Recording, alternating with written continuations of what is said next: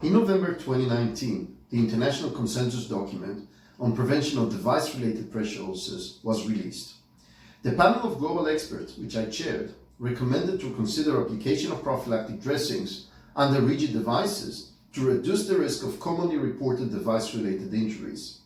Such prophylactic dressings can alleviate the sustained pressures and the frictional forces that devices in prolonged contact with skin apply to tissues. The world is currently experiencing a considerable rise in usage of emergency and intensive care equipment, which will very likely increase the incidence of device-related injuries even further. In a study that we recently published in the International Wound Journal, we evaluated the biomechanical effectiveness of Mepilex Light in reducing the risk of facial tissue damage caused by ventilation masks.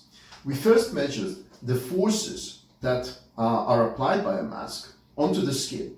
Then, using a sophisticated computer model, we have reconstructed the detailed anatomy of the head and the face and determined the resulting skin and the deeper tissue loads.